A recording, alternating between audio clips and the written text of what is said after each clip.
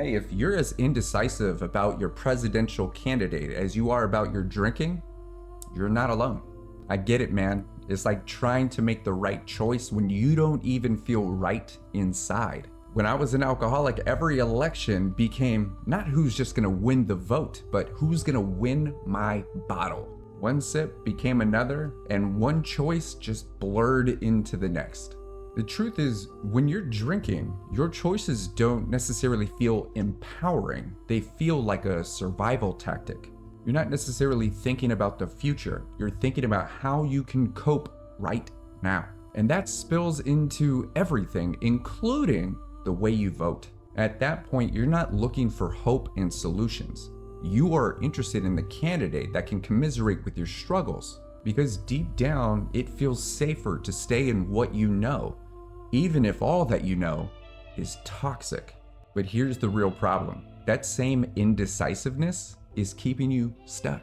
Every time you pour another drink, you're avoiding another important decision that you have to make. The ones about your life, your health, and your clarity. Alcohol is a coping mechanism, sure, but every sip is a literal vote against your own health.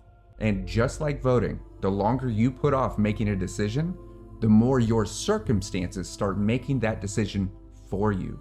I know you feel hopeless without an immediate coping mechanism, and I used to feel the same way when I was a high-functioning alcoholic. I believed that if I stopped drinking, that I'd be empty inside, and my go-to for stress relief when I'm sad or when I'm celebrating wouldn't be there. But the reality is alcohol is providing temporary relief while removing your long-term potential. And when it comes to voting, it's no different. How are you going to choose what's best for your community when you're still trying to choose what's best for you? Are you going to let your past decide your future? Or are you ready to make a decision that actually moves you forward?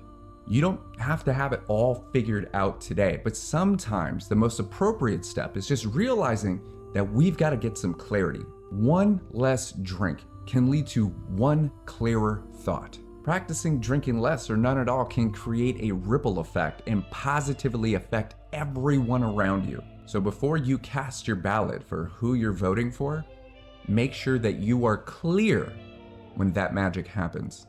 Vote for clarity. Vote for your own recovery. Because when you start to heal, your decisions change, your options expand, and your life begins to reflect a new kind of freedom. So don't let indecision keep you stuck.